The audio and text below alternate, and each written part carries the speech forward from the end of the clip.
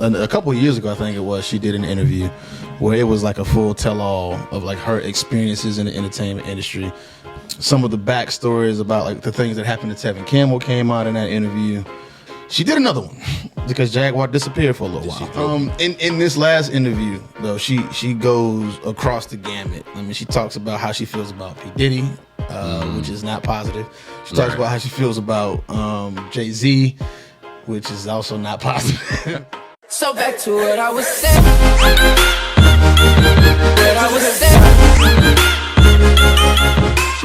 What's up, friends, family, and fans? It is I, Stone Stafford, welcoming you to Life on Podcast. This is where we listen and inspire friends in entertainment. And everywhere?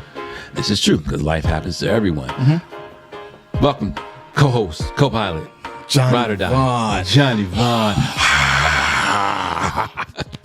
So listen, this like Jaguar Wright. Yeah. Right? Yeah.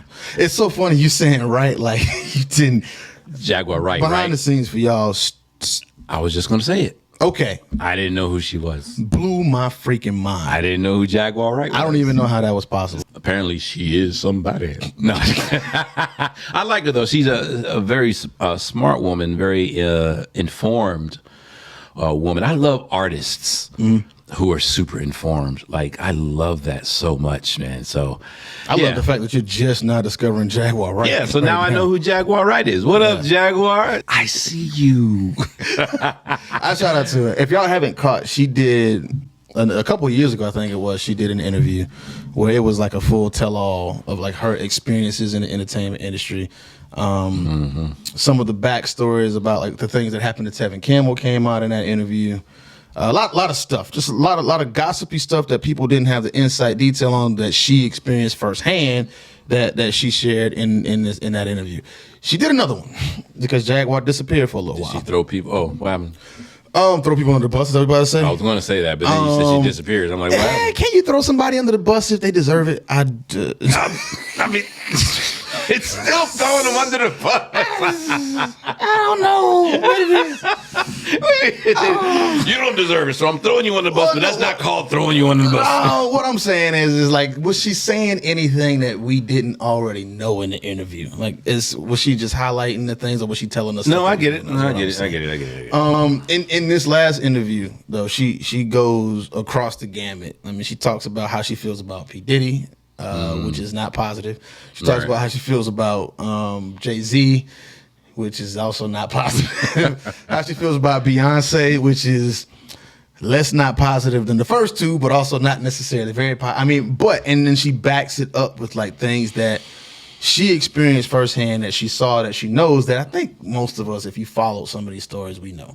Okay. Now, I'm not going to go too deep into the whole thing because I'm not going to steal from the interview. Just Google Jaguar Wright or YouTube Jaguar Wright and go watch both of the interviews and you can get the details, which will piece some of this together. Because this isn't about her interview per se. Right. But what she was really doing in both of those interviews that I took from it was like shedding a light on a lot of the dark side of the stuff that happens in the industry.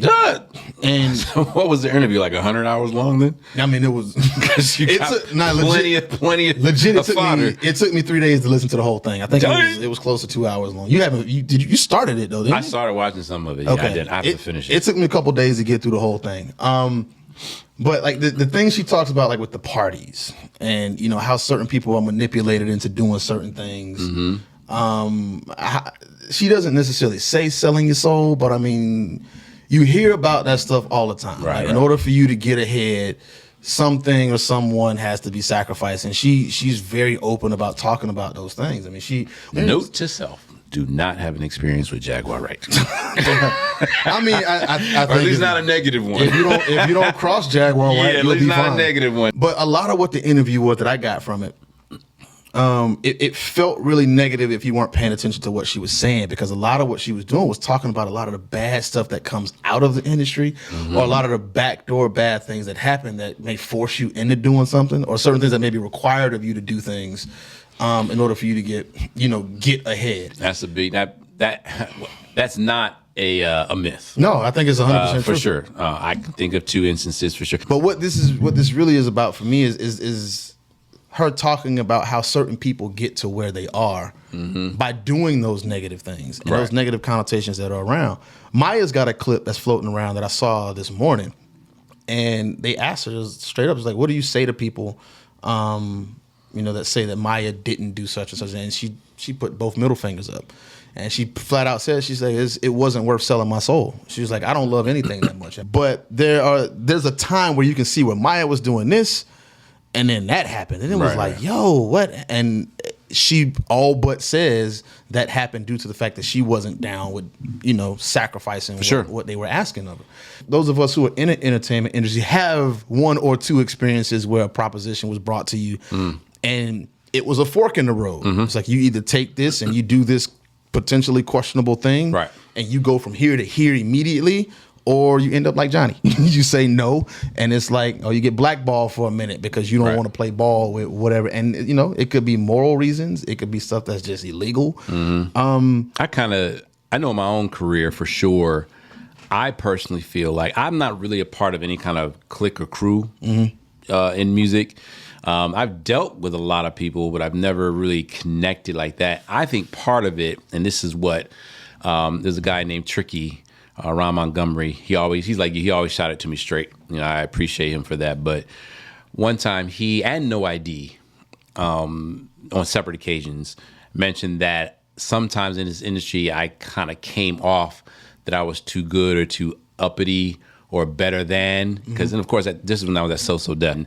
Sometimes I came off like I was a better than kind of thing, and I've gotten that before, where sometimes when I speak I sound like I'm condescending and all that. So that's a part of me I worked on, but I think a lot of it also came from, like, when we'll be at Southside, whatever. Sometimes Jermaine and them would just up and be like, they just go to strip club.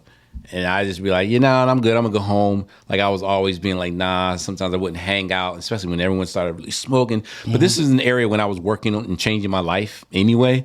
So I would always separate myself from that stuff. And I think that kind of contributed to the optics where I seemed like I thought I was better than people because I wouldn't do those kind of things. But, I mean, those things can happen, and you have a choice. Do I do this so I can fit in and be a part of it? Do I act fake and do this kind of stuff because I'm trying to be in, or am I just going to do me and then suffer the consequences of it? And I truly feel like there's a little bit of a sense of an ostracization. Is that a word? Ostracization? Yes, rock with it. Yeah, we're going to rock with it. Yeah. Where I was a little ostracized from a lot of crews and stuff because I stood apart. You know what I mean? Just because there were some things I didn't want to be involved in. So, I get that. And sometimes you are offered, those situations where you can say, hey, if you do this, and isn't it always like sexual or something like that? It could be a scenario of, I tell you what, we'll do this. I'll take a piece of this. I'll take the piece of the publishing thing. Like, even with Bieber, in order for us to consider the song that Baby Girl did as a first single, Scooter was like, well, give him 10% of the publishing. Now, people know that's a very common practice. As a publisher, I was never a fan of it, because I'm like, if you want a percentage of the publishing, you need to earn it. Like, write something. And I was even like, we'll leave the bridge for him, whatever. But he said, hey, I'm just trying to build up his catalog, build up his ownership. So I gave him the 10%. And of course, the stuff that Scooter promised me never came to fruition. You know what I mean? So I got shafted on that one. But you're presented with those types of things where, if you do this, I'm going to make this happen for you. I'm going to make this. And a lot of times those things fall through. More times than not. More times than not. And then, but if they do come through, it's like that saying, like, what you do to get her, you got to do to keep her. If you're doing questionable things to get the situation or the opportunity, chances are you're going to have to keep doing questionable things to keep that thing up. I've talked to many very talented people that had an opportunity that turned the opportunities down because that was what was brought to them. Absolutely. And our boy, shout out to Ian Burke, and this is nothing bad about Ian, but like, Ian has a lot of connections, you know what I mean? And he knows a lot of people from all walks of life. And there have been times when, either we were managing an artist together, or there's something here at the studio we wanted to be done. And he was like, well, let me see what I can do. Because we always say Ian will always land on his feet, and that boy knows how to find money, I swear. But he's brought, people who are willing to invest and this and that.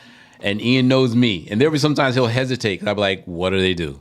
It's a, laundromat, or a trucking company, or like a candy store, what I'm saying? I'm like, okay. Immediately, I'm smelling laundry or something. I'm like, what does he do to it? He'll be like, look, man, I don't know. And sometimes Ian's smart. He won't ask questions. So that way he truly doesn't know. Plausible deniability is important, brother. But, if the money is if it's funny money, Ian knows I stay away from it, obviously, because at the end of the day, they got that on me. And if they come from a life where the rules are slim to none, then if it's not running the way I think things should run, now I got to look at dealing with that, and not going home and all this kind of stuff. So one of the things that I've come to learn though is that funny money is everywhere. It is, and that's why I'm glad you said that, because it's not just entertainment. We want to be clear about it. It's prevalent in entertainment and in music, but it's not just entertainment. No, I mean the finance world has a lot of funny money. I mean it is funny money. Yeah. And you have people doing shady stuff all the time, but that's the conversation that I have. Is that we have these dreams and these aspirations of doing what we want to do in these particular industries, but at some point, it's when we say skin in the game, there are multiple layers to what that actually means. Sometimes it's literal skin. Self investment, or do you got to cut off a finger? And when you have to sit down and make those decisions, I think that the fact that it's out now, that it's not just like you said, it's not just a secret. People can corroborate it. Like these things do happen. You may be prepositioned with an offer to take you from here to there. Orlando has had a string of interviews over the last decade that have put him out to just being, like, people just call him crazy, like he's just out of his mind. He's got one that's floating around now where he's talking about, like, it's like a life, like the Attack of the Body Snatchers thing, where like people in Hollywood have learned how to do what they do in Avatar, like take somebody's soul out and put it in somebody else's body. And he's like, Whitney Houston is living inside Soulja Boy's body now. And it's not Soulja Boy. He says some stuff that's crazy, but underneath the crazy stuff that he says, he talks about how there are people that control things, and how there have been people that will come to you and say, hey, I can make you whatever you want. All you got to do is give up this person. And when he says it, it sounds absolutely asinine. But when you really think about it at that level, you hear about people doing dirty things. Like, I mean, this 50 Cent's story is wide open. Like, Yayo tells it all the time. He was like, if the cops would have showed up at one time, 50 would have killed Ja Rule at that one point when they was there. And you wouldn't have had the beef, and there wouldn't be no more Ja. Like, those things really happen. And those cameras that we see them on and hear them on the radio separates that real life fork in the road decision from what you want to do. Yeah, you can't, me personally, the way I roll, you can't want it so bad where you're willing to compromise. And that's what they mean by your soul. Like, it ain't got nothing to do with the whole devil and all this crap. Or does it? But it's just like giving up and trading in your morality, your ethics and things like that. So that, and unfortunately you're faced with it. And what makes that choice even harder sometimes is because there are examples where people compromise their ethics and morals and standards and character, and it worked out. Like, the business was done correctly. Everyone got paid as they should. The thing blew up, and now they're on more to other things, and they're able to do those other things without necessarily compromising. So you're like, hey, if they can do it, or it's like, I just need it just to get started and whoop-de-whoop. And unfortunately, there's just no guarantee that will happen. And then there's still the whole thing, as some people believe in energy. Like, that energy you put into it comes back to you. It's hard, and that's the dark side of this industry that people always hear about and talk about. Yeah. And you got to wonder, are you the person that's not getting into the industry because of that dark side or not? I can speak from that situation and say I think that that's the thing that absolutely happens when they see you're not willing to play ball. Then the door gets closed on you. Yeah. I've seen that happen to a bunch of people. I to this day, like I said, in certain situations, I feel like it happened to me, so to speak. And this isn't a woe's me situation, because I've done fine. But there were certain situations that was like, this is what was presented, and I'm like, man, I know that lifestyle. We're not gonna do that. Right. And then every opportunity that was around vanished because I said no to one thing. But the beautiful thing, here I go, pouring out a cup of hopium. I don't know why that makes Johnny just sick to his stomach all the time. And I say this because on Instagram there's I forget the artist's name. I mean, not the Saint John. Mm-hmm. He was breaking down how much money he made off of a song he did on Usher. With Usher. I think he said it's like 2 years, it turned out to be like $1,500. But when I did the math on it, it actually was more like twice that. But either way, it was still only like $3,900. Yeah.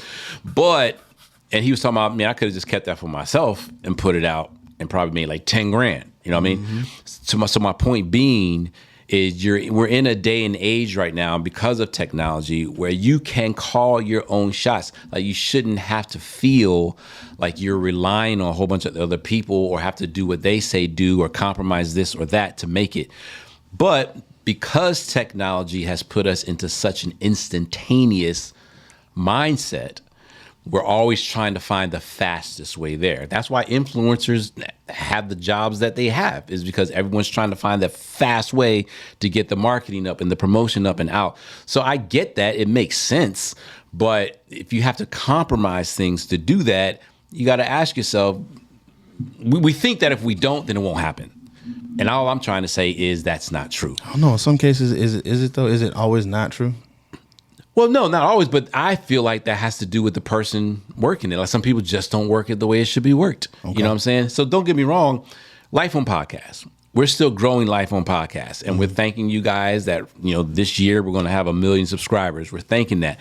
But if we got Joe Rogan on here tomorrow, literally, even whack as he may be, Biden on here tomorrow, the Eagles, I mean, you know what I'm saying? It's like I want Gilly the Kid and Wallow to come through. Gilly the Kid, Wallow. If the next 5 or 6 guests were these super huge guests, chances are we'd be closer to our goal. Yeah. So I understand that, and I understand how that works. But until we get guests like that, does that mean it's impossible for us to get there? No.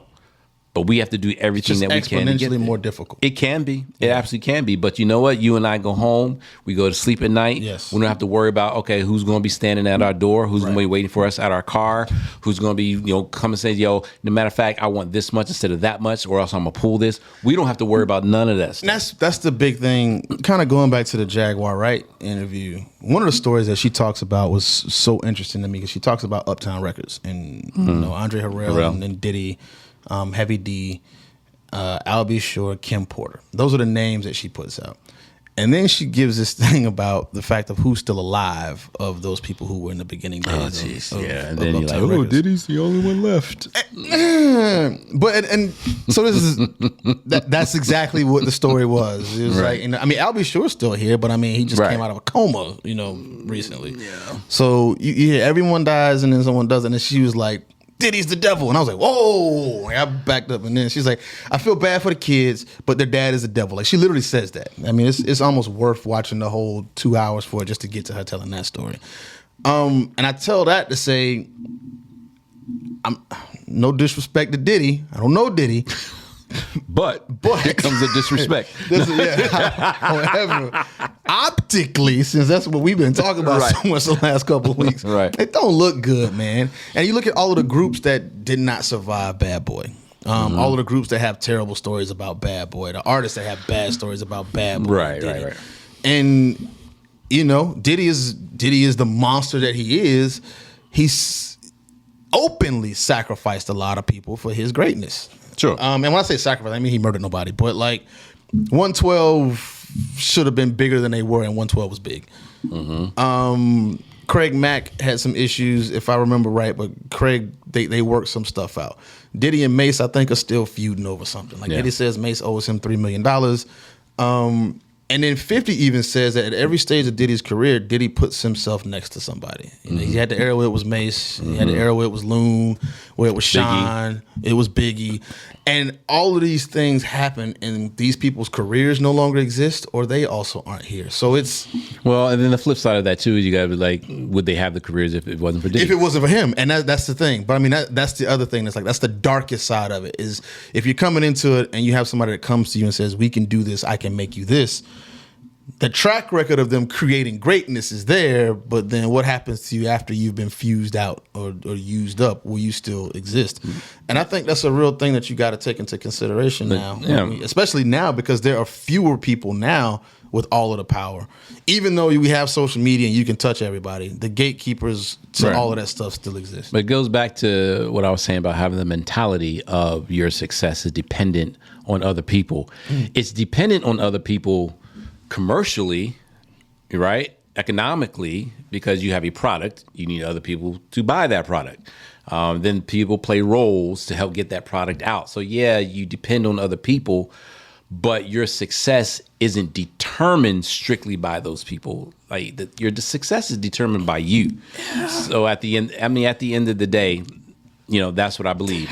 Yeah. Right. It sounds like I'm saying two different things because you still need other people. Yeah. But how you use those other people and who you work with is completely up to you. I'm going to share this. I worked on a Ryan Cameron morning show at V103 for a year.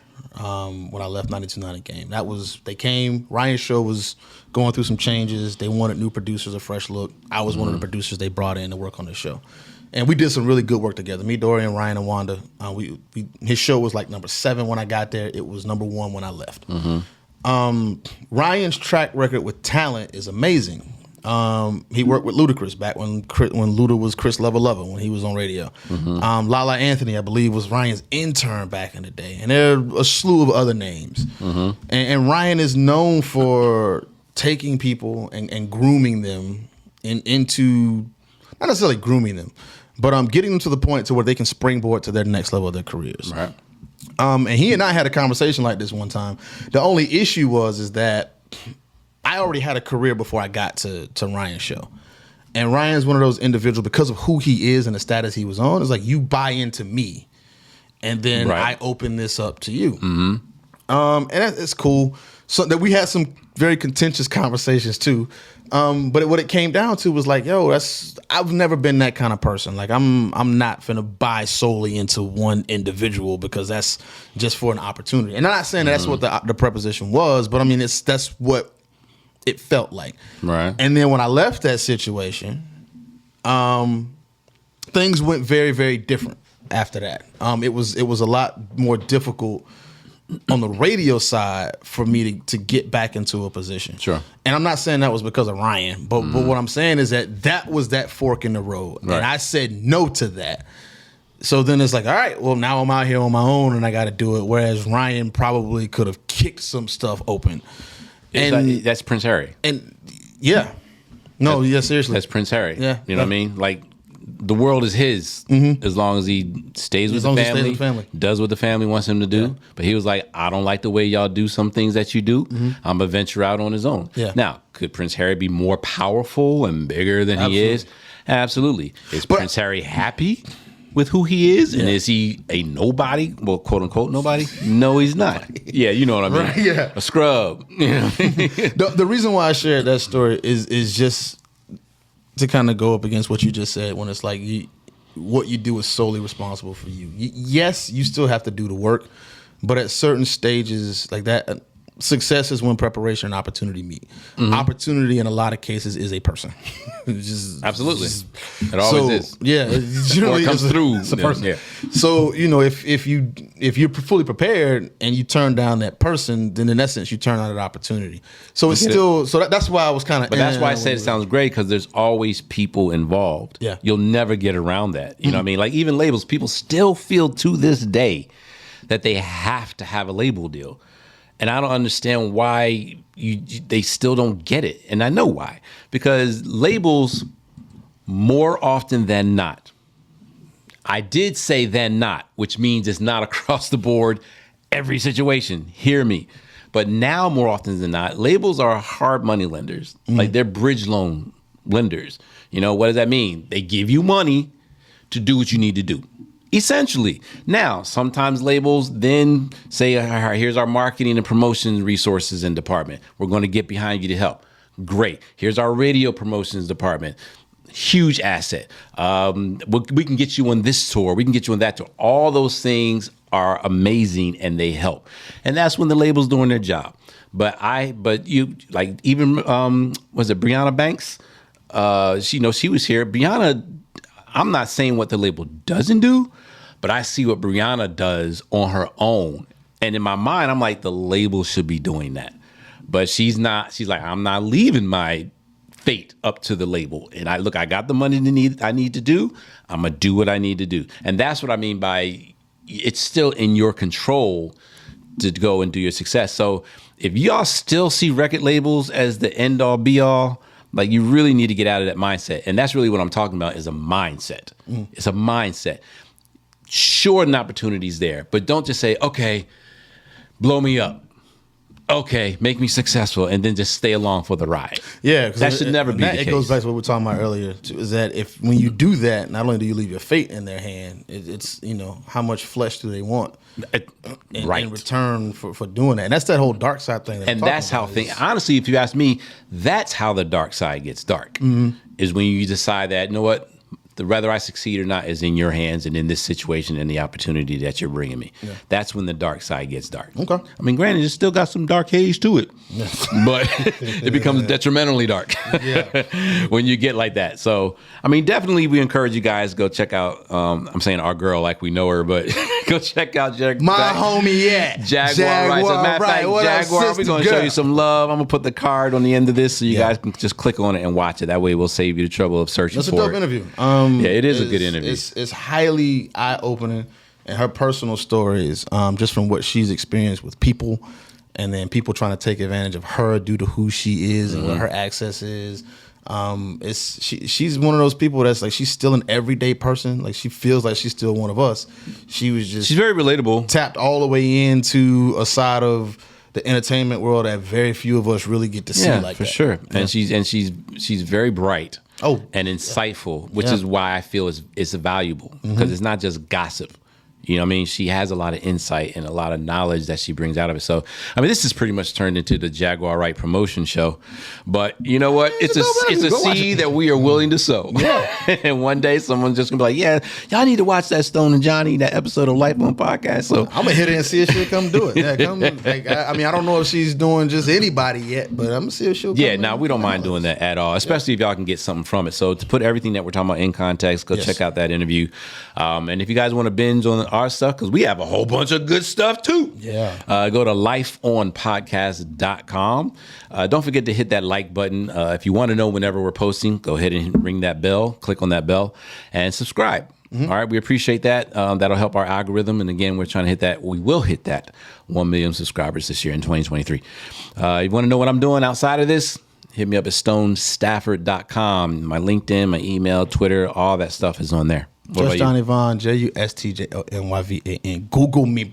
Yeah. That's what we got for y'all. Look, y'all who are rocking with us already, we appreciate you. This is your first time seeing us. Thanks for stopping by. I hope we'll see you again.